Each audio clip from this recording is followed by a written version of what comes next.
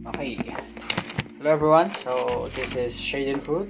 Well, it's Shayan now. So it's been a while. Sobrang tagal na din nung last na, nagparamdam ako.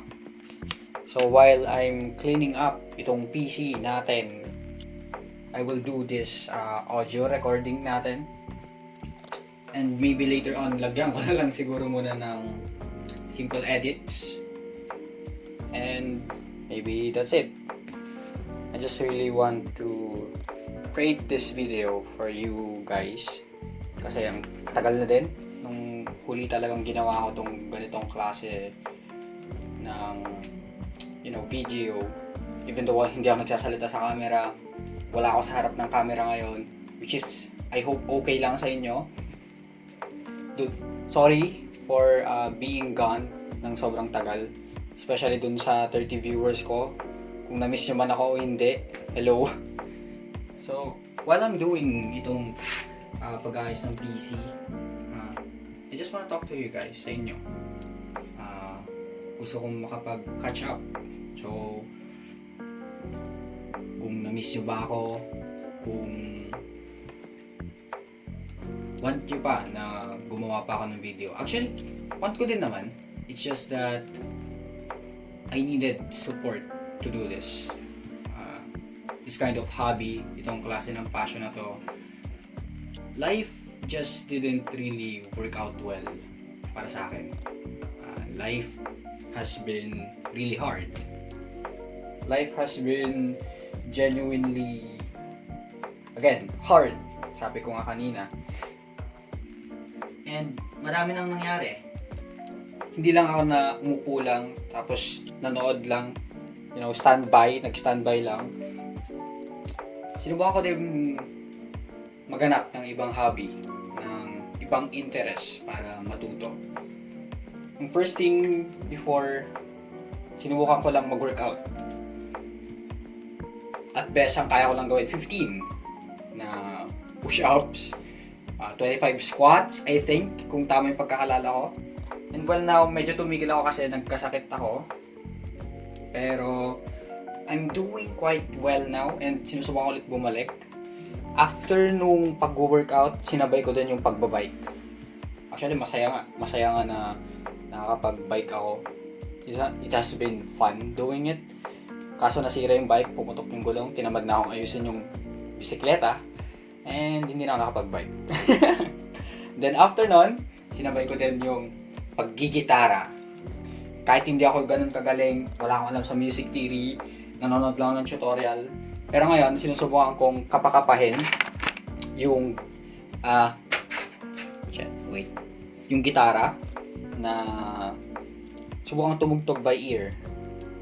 Pero mahirap. Hindi ko siya kaya.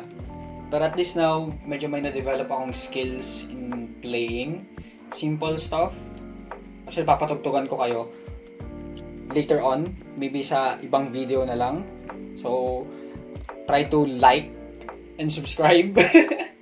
Ganun pa ba sa era ng YouTube ngayon? Like, please like and subscribe to my channel or whatever. And then after ng paggigitara, I went into catching up with reading. Ako ay nahihirapang magbasa. Hindi kaya ng attention ko or magkaroon ng retention para magbasa. Luckily, meron ako nabasang libro which is Atomic Habits, which has been really helpful sa akin. Atomic Habits, performative book. Wow, kailangan mo lang ng matcha sa ng tote bag para doon para maging the perfect performative male ka na That aside though, speaking kanina na the book has been very helpful sa akin kasi it taught me how to properly manage my habits. Well, not just to manage, but to slowly create a good habit by dahan-dahan na gagawa ka ng micro na habit na may dudugtong mo din sa isang habit. Tapos magko-compound na lang yon into a one big good habit. Parang, kunwari sabihin natin, sinusubukan ko lang mag-push up 10 beses per day, kahit yun lang magawa ko. Kasi one is better than none, sabi nga nila. Slowly, masasanay ka na lang din na maipapatong mo na lang din sa routine mo yung pag-push up na yun. And then, slowly, mabibuild up na yung habit na yun. Ano sabi doon sa book? I'm sorry kung parang hindi ko ganun na-explain na mabuti yung book. Kasi, again, it is hard for me to read. And ang kaya ko lang isabihin sa inyo is what I can remember from the book.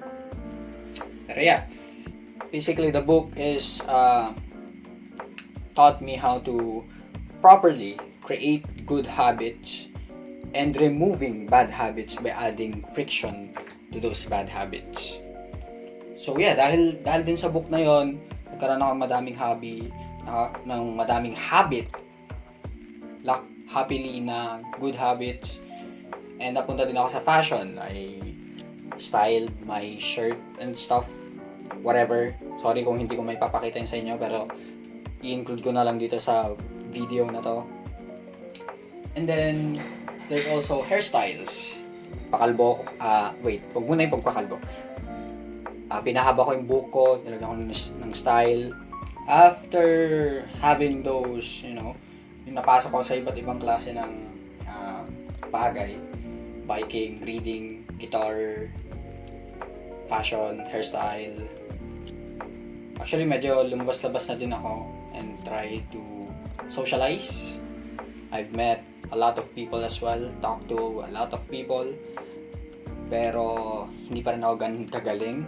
And I've been doing quite well, I think. I hope. Sana. And just recently lang din, napunta ako with computers. Well, I've always been into computers, pero computers in a way na I've dealt with hardwares, softwares.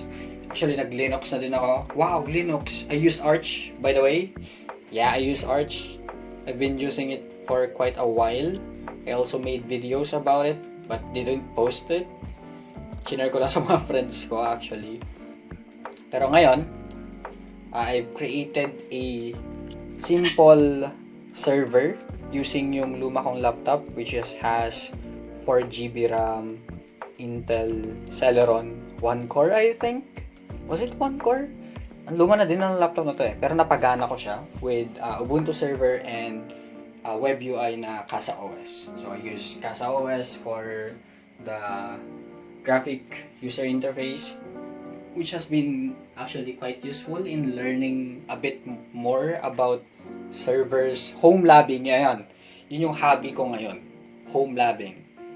Pero sadly, yung home labbing na hobby ko, naipasok ko nung ang mamahal na ng mga computer parts, especially with memory, storage, RAM. Hindi ko alam nyo yun din yung pinagsasabi ko. Pero yeah, soon enough, babalik na din ako in creating videos. Maybe yun yung susunod kong hobby.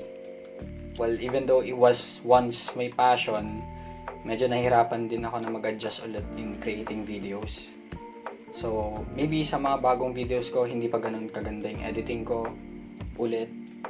Baka mag-adjust pa ako kung paano magsalita sa inyo, paano makipag-communicate sa inyo, share ideas, share a lot of stuff with you guys, and share me, share my personality sa inyo na people na what do you call this?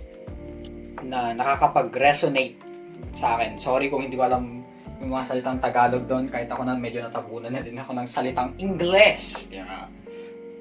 That aside naman, I will be posting videos once again. Siguro baka bukas maglalaro tayo ng random game na mag-pick up ko sa Steam account ko or mare-recommend ng friend ko. Medyo busy pa rin naman ako, especially ngayon at madami na akong hobby, madami na akong kailangang i-maintain especially with the relationship with people, hindi din pwede na nasa harap na lang ako ng monitor lagi. So, that is all for today, everyone. This is Shade and Fruit. No, not Shade and Fruit anymore. Shayon. This is Shayon. Saying goodbye. Adios. See you guys. Bye-bye.